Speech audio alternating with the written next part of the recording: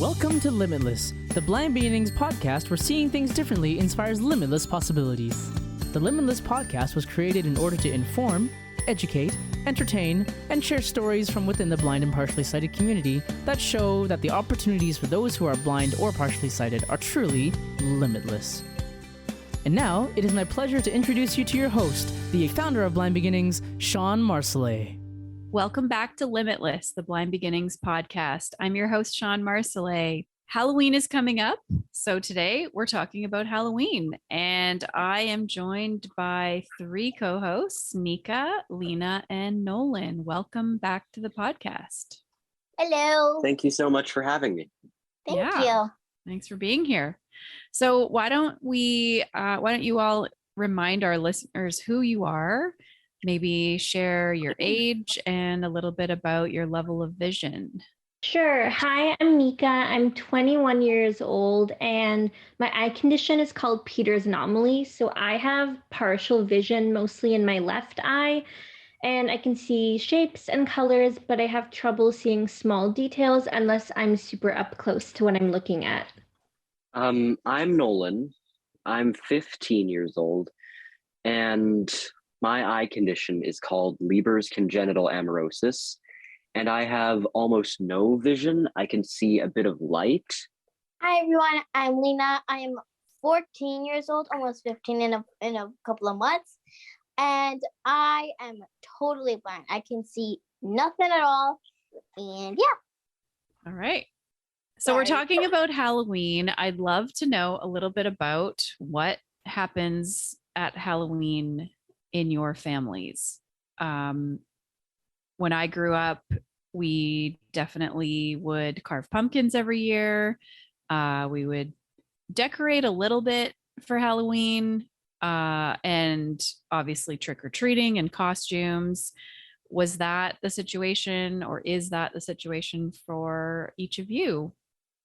Pretty similar. I love Halloween, I think even more than Christmas, which is saying something, bold statement, because I love Christmas, but I think I love Halloween even more. And I did trick-or-treating when I was younger until I was maybe 11 or 12. And then we carved pumpkins one year, but we're not a very hands-on DIY get messy family. So normally I carve pumpkins when I go to like Halloween programs and stuff, but we only did it once at home. We do leave out pumpkins though, just because that's like my favorite type of decoration. And without fail, every year we wake up on November 1st and find out that someone smashed our pumpkins sometime over Halloween night, which is really sad. But as I got older, we kind of stopped doing that. And then we have family friends who have a Halloween kind of costume party. They haven't done it since the pandemic, but during my like teenage years, we'd go to their house and dress up. Awesome. We do like decorations and go trick-or-treating and get dressed up in costumes and stuff. There wasn't anything unusual about the way we celebrate Halloween. The last couple of years, though, my parents decided that I was too old to go trick-or-treating. But I have gotten out of that for the past couple of years by being invited trick-or-treating by my friends. Yeah, pretty similar. I remember back in 2020, no one was really celebrating Halloween. So what I did, I had this like little witch dress. So I wore that, and my mom, she did my makeup, and we had this like little get together with one of my aunts. So we all went there, and then we just went around the block and we got some candy. And then after, I invited my other aunt over, and then we just had pizza and we watched the scary movie. That's all I really did for the last couple of years, just like laying in bed and watching a movie all day. So Ooh, yeah. I'm not a fan of the scary movies. That is definitely part of Halloween, I feel like, when you get a little older, but yeah. Scary movies. I love scary movies. So do I. And scary books. I'll watch like Halloween movies and scary movies if someone asks me to, and I don't mind them. But for me, I actually like around like the month of October, I like listening to podcasts and watching videos about true crime and like real paranormal haunted encounters, because I feel like when I'm watching a movie, it's like fictional, so I'm not as scared. But when I listen to like real life encounters of like people like meeting people from the other side, or like true crime cases that took place on Halloween, I don't know, something about that makes it more real and I get more scared. And a lot of YouTubers I watch do like 31 days of Halloween where they post every day of October, or they'll make specific Halloween content. So that's definitely like my form of entertainment during October. Yeah, I know for me, like I always like put on scary music and stuff, but that's what I really do. But Right. Get in the spirit. Yeah. yep. So Nika, you've carved a pumpkin. Nolan and Leena, have you guys carved a pumpkin before? Well, I wasn't exactly, from what I remember, part of the carving process itself. However, I was involved in like taking the insides and stuff out of the pumpkin. Okay. Yeah. Right. I think we carved a pumpkin way back when I was a little kid. And I think I was so small at that time I couldn't even like help my parents. But I did remember taking out the little slimy seeds out of the pumpkin afterwards. That's my favorite part. I love like getting all like elbow deep in the pumpkin guts. Yeah, right. It's so fun. I enjoy it too. It's funny, when I was a kid, we would draw a face on the pumpkin with a black felt pen and then try to take like a knife and carve it out, which didn't work for me very well and wasn't necessarily the safest option. But nowadays they have these really awesome carving tools that they're like small. You can kind of feel what you're doing as you're doing it. And I actually really love, like, I feel like I can do more elaborate carvings now, where as a kid it was like triangle eyes and a square nose and some version of a mouth. And now I'm like, my mouths are crooked and they have teeth, and I make like, one year I did star-shaped eyes. Like, I can just be creative, which is kind of fun. But And I agree. I think at a Blind Beginnings event, we might have carved pumpkins, and I think what we did was we put Play-Doh like as like the outline, so we could like tactilely feel like where we were gonna like carve. That's a good idea too. Yeah. I totally don't remember that, but we did it at a Junior Explorers Club, I remember. Yeah, cool. Okay, so how about decorations? I feel like I've never been able to see in the dark, and Halloween is kind of all about things being dark and scary. Yep. And cobwebs in the corner. Well, I can't see cobwebs. Spiders in the cobwebs. Well, I can't see spiders. So were there decorations that you guys appreciated? Are there decorations that you appreciate or enjoy or can benefit from? I appreciate any sort of light decoration, because when I would go trick-or-treating, normally like the person I was with would describe all the decorations, but when we would go to more elaborate houses, they would have fancy like full-on like lights and like weird lights, so that I could kind of appreciate on my own, and it was really cool. Sometimes like I'll ask people like when they open the door if I can like feel a decoration, if I'm allowed to touch. In my own house, like my mom always lets me like explore the decorations that she puts up. Yeah, I think that's the same thing for me. I really like the decorations which I can feel personally. I remember this one year I went trick-or-treating with my mom, and there was this really cool like spider web on this person's doorstep. So I asked if I could touch it, and I got it all over my hands, but it was fun. I kind of wish that I was able to feel everybody's pumpkins, but I feel like that just might be a bit strange. You're like, every house you go up to and look for the pumpkin and feel the carving, but that's probably the most interesting decoration for me. The speaking of touching things is reminding me though, one year when I was in Girl Guides, we did this really cool haunted house and everyone had to go into this pitch black. I think we had to put a blindfold on actually. And then somebody guided us through and stuck our hands in things. So they put my hand into a bowl of something long and slimy and said, "This is brains." And then another dish had some things that were eyeballs, and there was something, I can't remember all the things, but it was spaghetti was the brains and peeled grapes were the eyes. And it was actually a really cool experience for me because I didn't need to see anything and I didn't recognize what the things were. And when someone tells you it's eyeballs and it's kind of slimy and round, you kind of believe that it could be. So it was kind of fun. I went to a similar thing at my elementary school once where they'd have you like touch everything and there was the brains were spaghetti and it was like really wet and slimy and yeah. That reminds me. Tomorrow at our school, we're gonna be having this haunted house and we're gonna be going into it as a class. So I'm extremely excited. But I remember this one time I went with my cousin. I think it was this year. Yeah, it was this year. And it was this house. And when you entered it, the door would close and it would go pitch black. And then there would be like this loud noise and you would have to try and find your way out again. It was so funny because we were all screaming and trying to like open that door, but it wouldn't open. That sounds terrifying.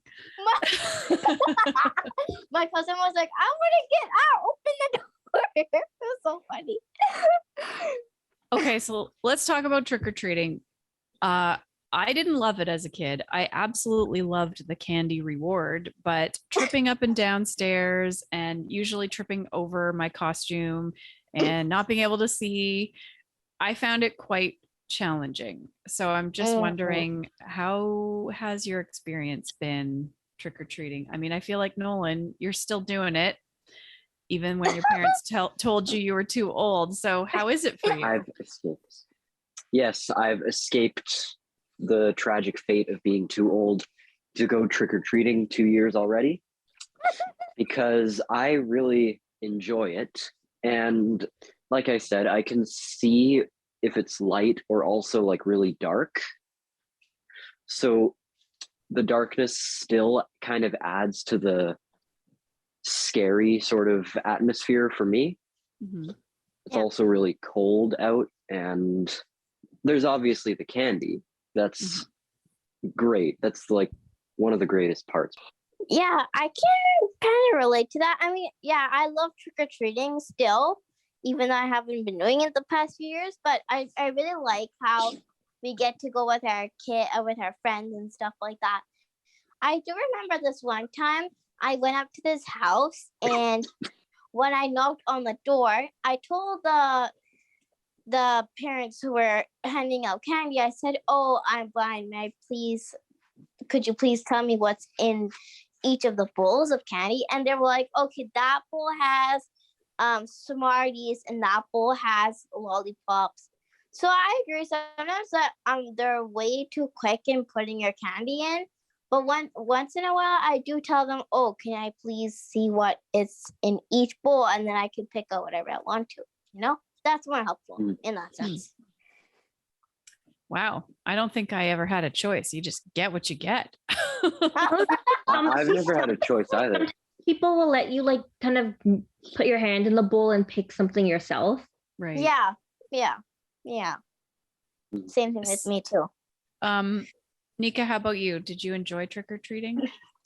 I did. I just got sighted guide a lot because it was normally like dark when we went, or we would go like mall trick-or-treating. So it was like way too busy for me to just walk on my own. But I did like it. The one thing I didn't like was trick-or-treating with my brother because I don't know. I think as a kid, I was kind of like, ew, I don't want to be like seen out with my older brother. For some reason, I was more okay with going out trick-or-treating with my mom, which is kind of ironic.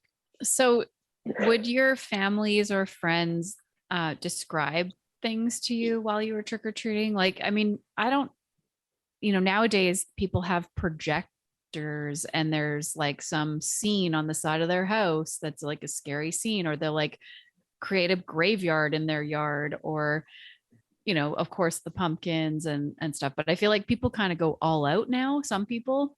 So would people describe that stuff? People would describe like the really cool, like unique things. So they wouldn't tell me about like pumpkins or like a ghost decoration hanging, but they would tell me about projectors, or if they did something really cool or set up a scene in their front yard. My parents wouldn't just usually like describe things unless it was something like they knew that I would be interested in. Because a lot of the houses have sort of similar things, and you kind of get tired of hearing the same repetitive thing over and over. Yeah. So if there was something that they thought would be cool or different, then they would describe it to me, which I thought was really helpful and nice. Yeah, I agree. If it's just another typical pumpkin with a face, but if it's like somebody carved a cat into their pumpkin, or there's like something coming out of the top of it, or I don't know, like a cool scene on the lawn. Yeah, that kind of not like, cool. Hey, look, guess what? It's a pumpkin. Come on, Dad. This is the 17th one this night. Or like, hey, another skeleton. Yes. Whoa, what a surprise. Or like, yeah, that's the same thing. Because honestly, I feel like every single house I go for trick-or-treating every year, they have the same decorations. And honestly, my mom, she would explain every single thing, because my dad, we would leave him behind so he could give out candy. I remember this one time we were passing this house and it had a really scary decoration. And she's like, oh, there's like a little ghost decoration. And then it was like, it was scary. But yeah, she described it, which was super nice. So. Okay, so I want to know about costumes. What was the process for choosing a costume when you were growing up? Because I feel like in my house, it was sort of what we had. there was a lot of homemade or put together costumes, or things that we already had.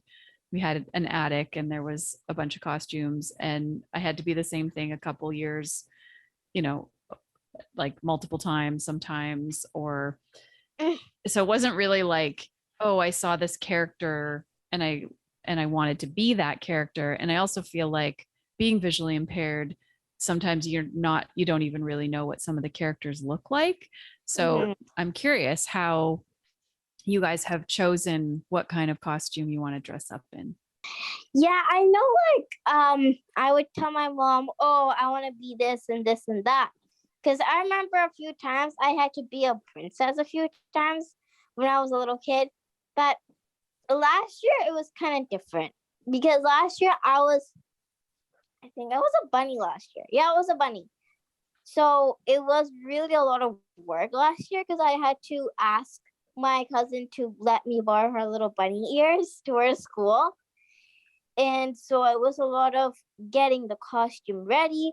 But yeah, what we would do is every year I would tell my parents, oh, I want to be a pumpkin this year, a little cat, a little bunny. And then we would just go and get whatever. And then they would describe me the costumes. Like, I remember when I went to get my Harry Potter robe, they're like, oh, it has the Hogwarts logo on it, and it's black, and it's long. I'm like, yep, I want that one. So that's the way it would work. Just describing things. Okay. I would pick out based on like what I was interested in at that time. For example, when I was little, like 6 or something, I dressed up as Harry Potter, and it came with a wand that actually made like sound effects, spell noises whenever you like. It's been a while, but I think there was a button on it. Ooh. And I thought that meant it could do actual magic. So funny. I love dressing up for Halloween. When I was little, like kindergarten to grade 3, I would kind of do the whole princess thing, because I was obsessed with Disney and all of that. And then starting in grade 4, I kind of went a bit more edgier. So I was a witch for 2 years. And then grade 6 was like the one year where for some reason I wanted to make a DIY costume. So I kind of did like the goth vampire valley girl. I don't even know where I was going with it, but I don't know. I think it turned out well. And then in grade 7, I actually went as a gypsy, which now that I'm older and that I'm more like culturally sensitive and aware, I probably wouldn't make that decision. But I guess I just saw the costume and thought it had pretty colors, and it had like a head wrap and like something that went around my waist, and it was fabric that had like coins that would jingle together. So I liked the sound of it. Nice. And then in high school, I dressed up as a Greek goddess. So it was like a long black dress and it had gold accessories. And it was really pretty because it was my like first actually like mature costume that I got from the adult section instead of the kids section. And then in university, some people dress up in post-secondary, some don't, or some people kind of go low key and just wear like a headpiece. So because I took chemistry my first semester at Langara, I had to have a lab coat and safety goggles. So last year, I went to school on Halloween as a disgruntled and uncaffeinated science student, which, let me tell you, there is nothing scarier than a disgruntled and uncaffeinated science student. That's awesome. So funny. Were you, by any chance, a disgruntled and uncaffeinated science student that day? Very much so. I really like to be objects. So, I mean, I only own 2 costumes now, and one of them is a taco, and it's been recycled many, many times. I was a pumpkin one year. That was fun. I just had to stuff myself with multiple pillows. I have a spider costume, which I might have to wear this year because someone's borrowing my taco costume. But yeah, I was trying to figure out a way to be like a crayon or a lump of Play-Doh because I was looking for like a really easy costume that is still comfortable because I don't enjoy, something that's hard to sit in or move around in. So it's all about functionality now. Yep, that's true. But I think I had to be a witch when I was a kid a few times. We had a witch costume that was too big, and then you end up wearing it multiple years because you never grow out of it. But I've never chosen to be anything scary as an adult. I just prefer to be something funny. The food ones are the most fun. Yeah, I agree. So how about Halloween at school? There's usually a costume parade, which I remember being like an assembly, and everyone in the school, one class at a time, would march around the whole perimeter of the gym where the assemblies took place, and everyone would show off their costumes, and then there would be prizes, which for me at the time, I couldn't really see what anybody was wearing when I was sitting in the assembly. So how is that for you guys? In elementary school, we didn't really have a contest. We had like a Halloween fair / pumpkin patch. And back then, I had like my elementary school best friend. And I feel like it was like people that age don't really care about like being cool and stuff. So we would just hang out, and I wasn't really worried about things being accessible. We would go to the different booths and like play the games. And there was actually a petting zoo where someone brought lizards and snakes that we could hold. And apparently, according to my mom, it is very off-putting seeing your 5-year-old girl wear a Cinderella dress holding a giant snake. But here we are. So fun. It was great. And then we had like, Halloween like parties in class, and people would just like help me get food. Like we would all bring food and it would kind of be like buffet style. And then in high school, we did have a kind of costume contest parade, and I only went 1 year with my EA, and she would describe everything, but I didn't really go afterwards because I kind of was embarrassed sitting there with my EA. But the one thing I remember from that year was that there was a group of skateboarding bananas. That's cool. Mhm. Yeah, I remember from me in elementary, we would have this really big parade. So I remember it would be the little kindergarteners first, and they would be all dressed up in the little costumes. We would walk around a few classrooms, see everyone's costumes, and then we would all go down to the gym. And then we would all sit down, and then this teacher, she would come up, and then she would start calling out people who were dressed up of a certain things. Like I remember this one year, she said, everyone who's dressed up as a witch, stand up. And I was a witch that year. And then people just clap for you. And then, yeah, my EA, she would describe to me what the costumes were and stuff. And in high school, they just put like decorations around the school. We just have some candy and do your work. That's all we do in high school. So, yeah. So did you ever get the occasional teacher that would like be nice to you and give candy to the whole class? Yeah. Yep. I remember last year in math class, just before we left that day, our teacher gave us like a huge bag of candy. I'm like, this is amazing. But yeah. What about you, Nolan? My elementary school did a lot for Halloween. We did a party, like a costume party after lunch. From what I remember, kids would actually take candy or snacks to school with them to give to the teacher, and everyone in the class would have a bit of everything. Interesting. My son is 9, and so they're having a Halloween party, so he's bringing some cookies to share, but he wants me to come to the parade. So parents are allowed to stick around, and they do it first thing in the morning as soon as the kids get to school. And I'm like, well, I'm not going to be able to see you. But he's like, I just want you there so I can wave at you.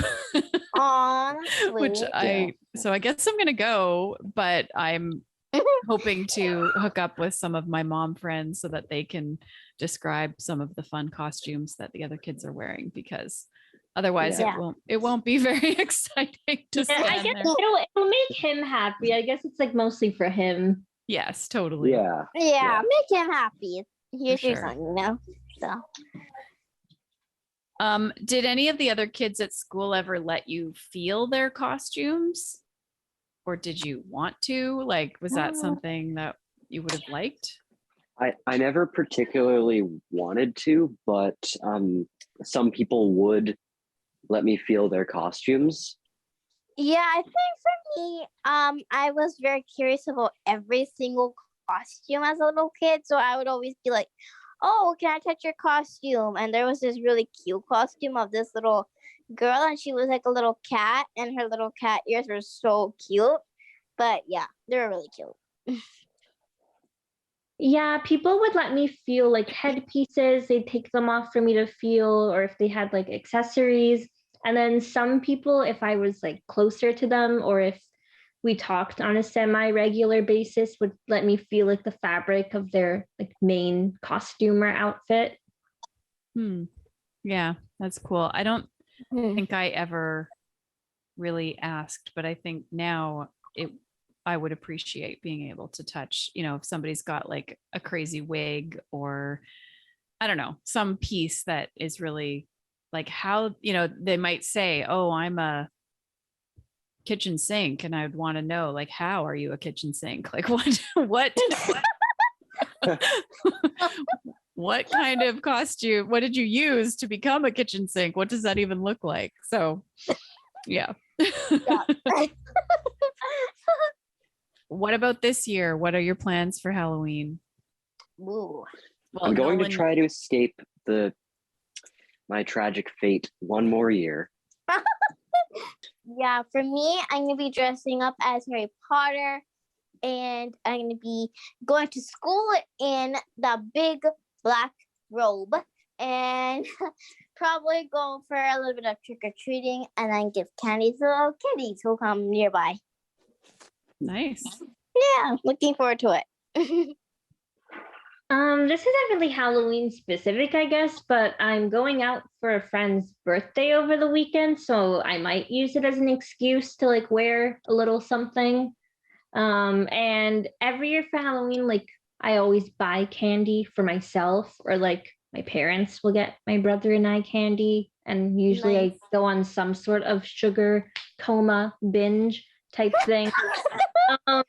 And Halloween, like over the past couple years for me as an adult, have changed because now I use it to celebrate Samhain, which is a like pagan or Wiccan holiday.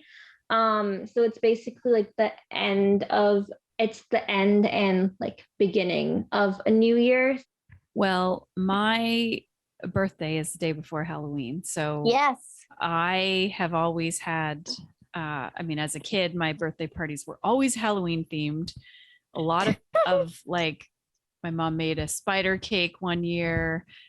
So sometimes the cake would even be part of the theme. There was a lot of carving pumpkins at my birthday parties. And as a teenager watching scary movies or, things like that. So I am having a little bit of a get together with some friends that we're calling Halloween/birthday because a few of us have had birthdays in October. So I am looking for a Nice. costume because I feel like when you invite people over, the weekend of Halloween and it's partly a Halloween party, you should probably dress up, even though I've told everybody. Maybe it could be a little bunny. Go out and get a pair of bunny ears and put a little bit of makeup on. You're done. Yeah, I don't think I'm a bunny type Yeah, person. that's not really your style.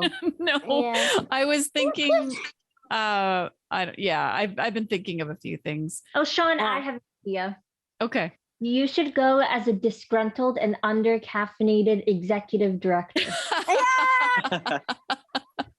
Good one, Nika. or director of programs and community outreach. Right. Yeah. Yes. I was going to dig out like a tracksuit from the Paralympics from, a long, long time ago, part of my swag, and just be like a retired athlete. I don't know. That's kind of lame though, but we'll see. I might still make it to the costume store, or actually the thrift store nearby has a lot of costumes. So I was going to go check that out. Nice. And see if I could find something cool. Nice. Yeah. So one thing that when you become an adult, that becomes part of Halloween, if you choose, is the handing out candy. And I gotta say, it's not my favorite thing because when I answer the door, I don't have my white cane and people don't know that I'm blind. And then, kind of like Nolan, you had mentioned earlier, even getting the candy in your bag. I never found that to be an issue because, the bag's just there. They're going to drop in the candy. But when you have to find the bags to drop the candy in and make sure that everybody gets some, that can be kind of challenging. So I'm just wondering if any of you, what you do when you're handing out candy and how that works for you. My mom doesn't really let me hand out candy, or like she's kind of more like, oh, I'll do it. You just chill in your room. So I don't really have to worry about that. But if like whenever I move out, what I'll probably do is I have some like partial vision. So that might be enough to kind of be able to hand out candy, or I probably will just tell them that I'm blind and ask them to like kind of make sure that I'm holding the candy in the right place, just because I'm pretty open to kind of like disclosing it. Mm-hmm. Yeah, for me, what I tend on doing is I tell them, okay, guys, I'm blind, and you guys have to tell me if I'm putting the right amount of candy. So I hold up. What I do is I bring out the candy jar that we have, or whatever thing that we have the candy in, and I just tell them to hold out their bags one by one, because what people tend on doing is they automatically hold out their bags at the same time, and that can be really, really, really tricky. So then I tell them, okay, you're next, and then they just hold up their bags. And that way I don't have to worry about, oh, I missed that person. Oh, I missed that person. I guess nowadays too, like a lot of people do just hold out the bowl and say, help yourself. You just got to trust that they're not going to take the whole bowl. That's what we did during COVID. I think we just left out like a bowl of candy and a sign that said like take 2 or whatever. Take one. Yep. Yeah. I think, I mean, I have no problem saying I'm blind. I guess it's just having to say it a lot of times throughout every new person that comes to the door. It's a little exhausting, but yeah, that's okay. Mm-hmm. I like the leftover candy at the end of the night. Yes. Love the leftovers. Every Halloween on our way home, we actually head back. Me and my siblings used to head back to our own house, knock on the door, and say trick or treat and get some of the leftover candy from my parents. Yes. Oh, yeah. Or like my mom, what she'll do is she'll get like the jumbo, like king size chocolate bars, or like the more like expensive like Lindor stuff. She wouldn't hand that out to the neighborhood kids, but she would save the good for me. So then when I trick or treated, she would top off my trick or treat bag with like all the jumbo size and like the more expensive like fine chocolate. Wow, nice. Yeah, I remember this one year I came home with like 15 pieces of candy, and my dad, he gave me like 3 big sized Twizzlers, and I'm like, this is the best Halloween ever. So okay, so here's a question. Do your parents let you keep the candy in your room and eat as much as you want when you get home? No. Or do you have to ration it? Ration it. We used to ration it, but the past couple of years, they've let me keep it in my room. Both. So they tell me I have to ration it, but they also know that I'm not really the type of person who can eat a lot.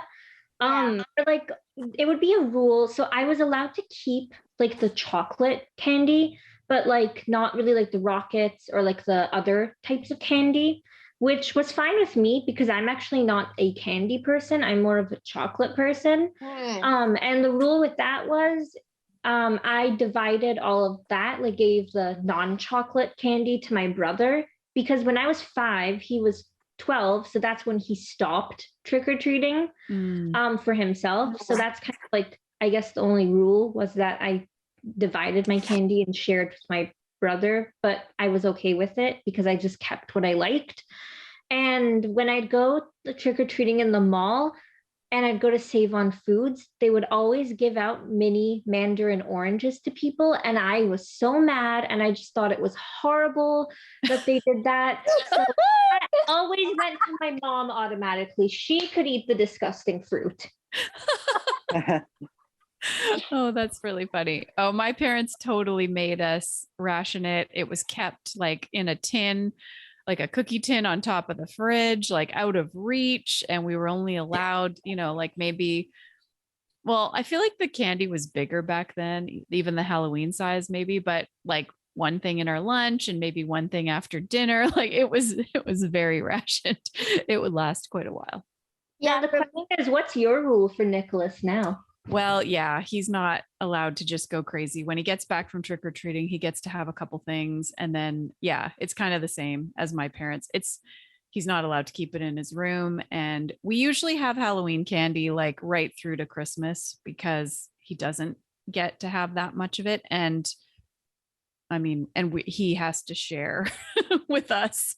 So we're all kind of eating now, out of it. Like you're a parent, you maybe get like where they're coming from now a bit more. Oh yeah, totally. I mean, he reacts to sugar pretty severely. He's like goes a little hyper crazy. So I don't need that in my life on a daily basis. Yeah, for me, what I think I'm doing, because I'm more of like a chocolatey person. What I think I'm doing is I give my candy to my cousins because they devour candy in like 10 seconds. So, and I keep all the chocolatey goody stuff.